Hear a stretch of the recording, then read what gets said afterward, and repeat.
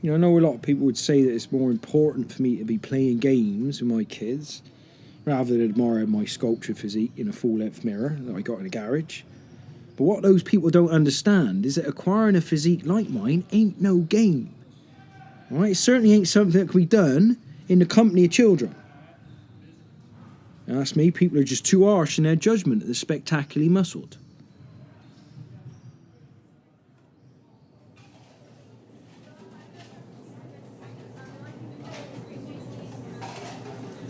My name is Olga. I'm from Russia. I'm recording messages for this program because people write letters and say I do not exist. So if you can hear my voice, I'm not from your imagination. I came to Great Britain 6 months ago, when agency said a man from London chose me on the website. When I see photo of a new husband, I was very happy, but when I see a new husband at tube station, he was very different. I was happy he was not holding machine gun and wearing headband, but also sad because he was much older than man in photo. Also, he told me that his helicopter was wrong and mechanic was repairing it for a long time.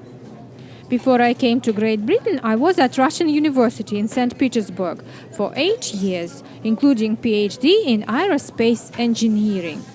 I am now qualified to fly aeroplanes and also design and build them. Here in Great Britain, I have a job in the office of the roof company. Perhaps you know Ray and Ken, who work at company. When the roof of house breaks, they will repair it for little money. I am enjoying very much living in Great Britain, especially the funny child who is Prime Minister. In my country of Russia, adults would help this child to read and write without mistakes and take him to the zoo to see animals. But here in Great Britain, he is a person in charge of all country, which I think is very good for him. I enjoy very much your car boot sales, which I go to in a large car park under the bridge. People will be selling things they don't want for not much money, and lots of people buy in atmosphere of the circus. If you have Lilliput Lane that you're not wanting, please send it to me and I will pay. I will give my address. My sister is very beautiful and she wants to come to England too. So if you are listening and you want a beautiful Russian girl, you should go on the internet and you can contact the agency. Her name is Ursula and she's a very strong woman. I once saw how she pushed the tractor from the deep mud when my father crashed the tractor because of wind. She's writing a doctoral thesis on theoretical astrophysics and wishes to be a cosmonaut, so she may be away in space as part of your great British space program. Last week, my husband Frank was telling me that I put on weight since arriving from Russia, so I must begin boxing practice. I say to him that eating chips and fish and food from microwave all the time makes me put weight on. But he says again, all British people do this. I went to a place in London and joined boxing club to make sure I'm losing weight with exercise. There are many men there with suits who work in city who are not athletic person because when I hit them, they fall down and begin cry. The man in charge says he's very strong and made of suede, and he's unkind to city boxing men, but he's kind to me when I punch them down on floor. He said he hoped crying men would lose the dress to his gym sometimes. My husband Frank told me he was famous boxing champion in old days, so I asked him for boxing practice in kitchen. His move is sometimes good, but he has bad defense. That means I punch him in face very often. When he's punched, he laughs and makes a bell noise. Then goes into other room, and when I make him cup of tea to say sorry, I can see he tries not to cry. When watching program about some people buying house in Leicester or Coventry. Frank had brother who was also famous boxing champion, but he died in boxing match against Russian champion in 1985. After his brother died, Frank went to Russia to have boxing match with champion of Russia, so he punched some meat in warehouse before boxing match against Russian champion on Christmas Day. In the boxing match, Frank won the boxing belt, and the Russian president clapped him to say, "Well done." But unfortunately, the belt was stolen by Russian spies, so he doesn't have it now. Remember, if you have Lilliput Lane, you can send it to me and I will pay you with my money from the roof company. Ray is sometimes saying he will give me more money soon, because my work is very good. But I don't believe him, because he is saying this same thing to Kenny. But Kenny says he never has more money. Usually, they just give me all the money anyway, without receipt. And I take it to banks so I know where money is all the time. At least Ray and Kenny is not trying to buy Lilliput Lane. Only me, so they can save money for a day of rain. Goodbye.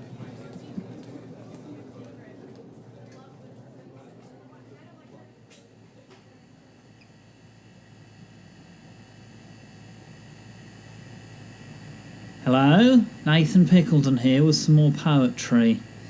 I thought you might be interested to know that I've submitted a manuscript for publication with a small company in the city, so hopefully very soon I'll have some exciting news about my first commercially available volume of work. I don't mind admitting to you that this is all rather exciting for me, but I don't want to get too far ahead of myself, so I'll just say to you that I'm keeping my fingers crossed. This poem is called Hope. The page sits blank, waiting for inspiration. The poem sits unwritten, waiting for creation. The poet sits alone, waiting for validation. Thank you.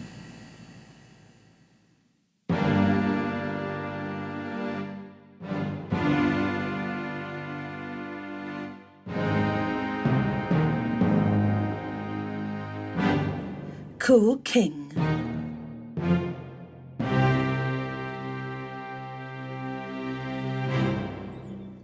Cool King was a cool king.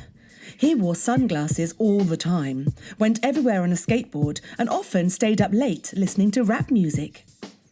The previous king hadn't been anywhere near as Cool King, and had ruled his subjects with an iron fist. He had callously improved their lives by teaching them more effective farming methods, and then taxed a small percentage of what they earned to improve the living conditions of less fortunate people.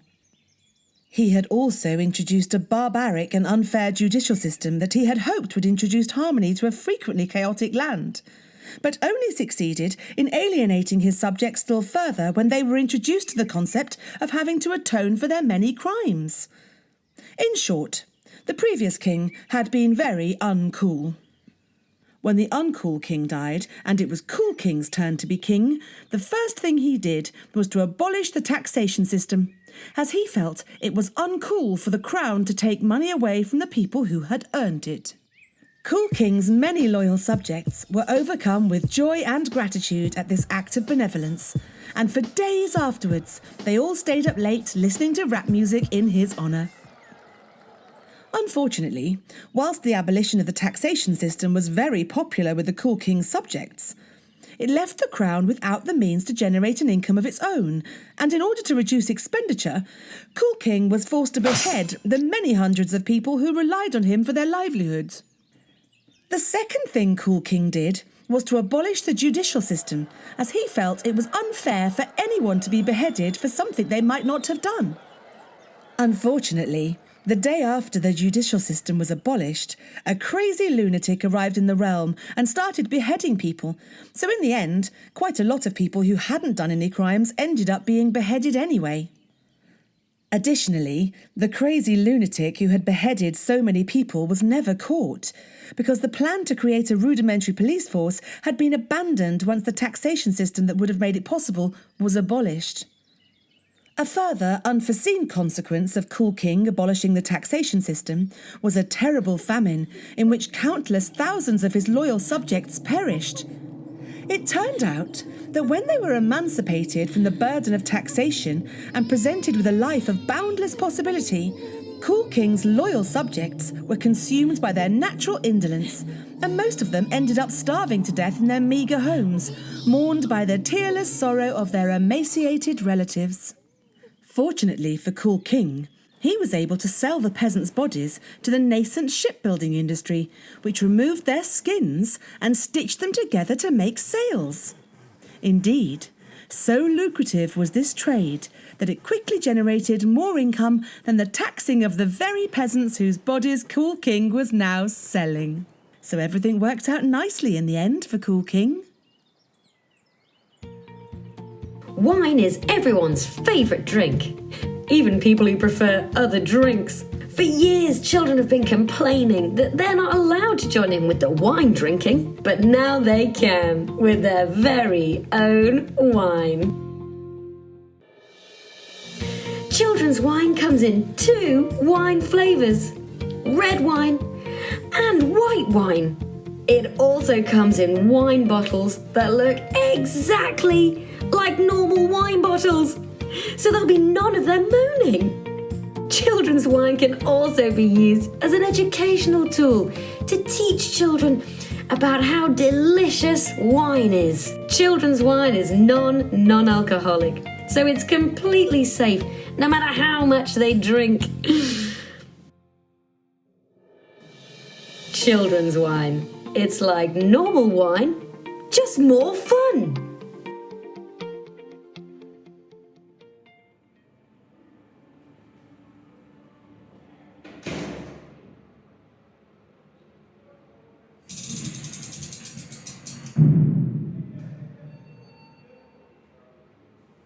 Don't want the jab. Don't want your medicine. Don't trust the scientists. Don't blame you. Forget eyewitnesses. Science is the villain's tease now. You think you got away with it. You think you're home free.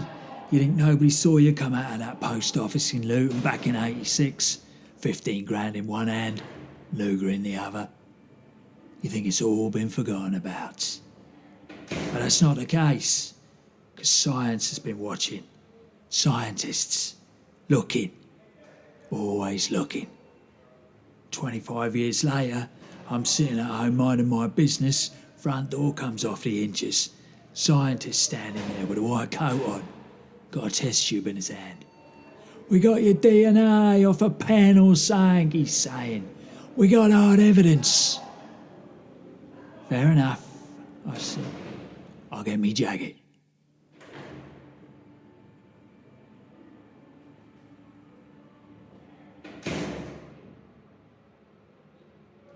How many more times? I don't want none of your hedgehog pie.